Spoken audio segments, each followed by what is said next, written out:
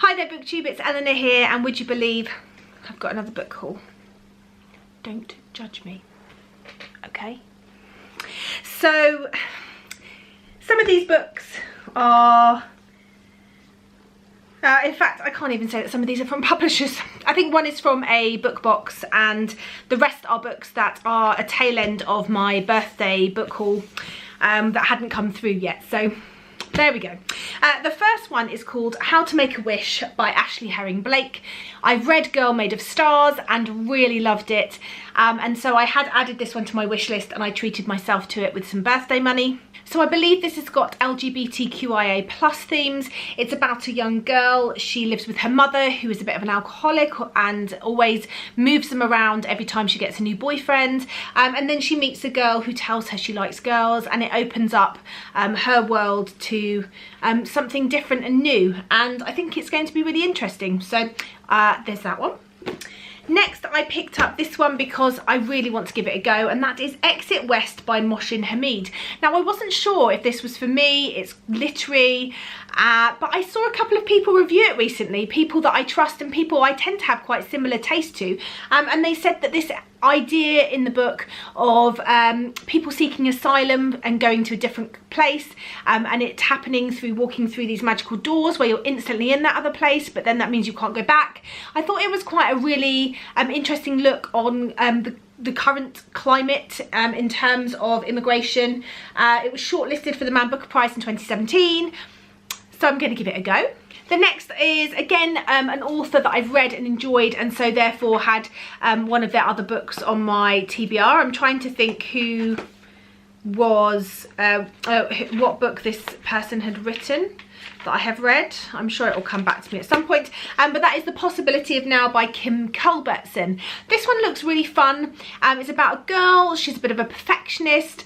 She's an overachiever at an elite school, but then she has this massive meltdown during her calculus exam and just sort of walks out.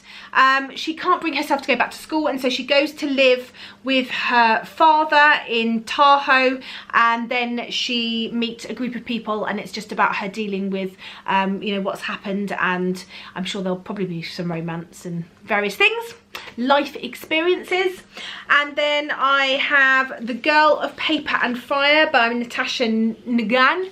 I think that I was very kindly gifted this by the lovely Janet from Swirly Girly Reads, so thank you so much to her. It looks beautiful. It's such a beautiful cover. This says each year 8 beautiful girls are chosen as paper girls to serve the king. It's the highest honour they could hope for and the most demeaning. This year there's a 9th, and instead of paper she's made of fire. Lay is a member of the paper caste, the lowest and most persecuted class of people in Ikra. 10 years ago her mother was snatched by the royal guards and her fate remains unknown. Now the guards are back, and this time it's Lay they're after, the girl with the golden eyes whose rumoured beauty has piqued the king's interest. Over weeks of training in the opulent but oppressive palace, Lay and 8 other girls learn the skills and charm that befit a king's consort. There, Lay does the unthinkable. She falls in love. Her forbidden romance becomes enmeshed with an explosive plot that threatens her world's entire way of life, and Lay, still the wide-eyed country girl at heart, must decide how far she's willing to go for justice and revenge. So that sounds like a really good YA fantasy. I picked up this book because it's the current read for my book club that I set up, and that is The Broken Girls by Simone St. James. This sounds like it's a bit of a thriller. It's set in 1950 at the crumbling Idlewild Hall School for Unwanted Girls. 4 roommates begin to bond over dark secrets and whispered fears until one mysteriously disappears. And then we're in the present day. Journalist Fiona Sheridan can't get over the murder of her sister 20 years ago near the ruins of Idlewild. And when another body is found during renovations of the school, she'll begin to uncover horrors that were meant to remain buried and a voice that won't be silenced. I think this is going to be really thrilling. We picked out the theme of books set in boarding schools, and so that's why we picked this one, and I just think it sounds really good. And then because I've been enjoying another book in this range of books and they're so beautiful, I decided to pick up the rest of the set. They're all second hand, but that doesn't matter to me. So these are the vintage classics. I've got A Sting in the Tail, which is the one I'm currently reading. It's about bees.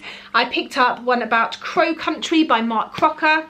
Can you guess what this one's about? H is for Hawk by Helen MacDonald. This is about a woman that gets she becomes a falconer, a goshawk, and she trains it, and I think it's quite an intensive training process, and she uses it to help her through a period of grief in her life, and I've heard amazing things.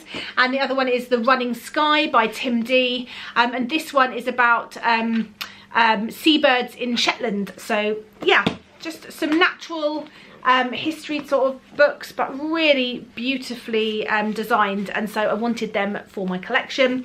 And then this final book was very kindly sent to me by the publisher, so thank you to them, and this is called This Lie Will Kill You by Chelsea Pitcher.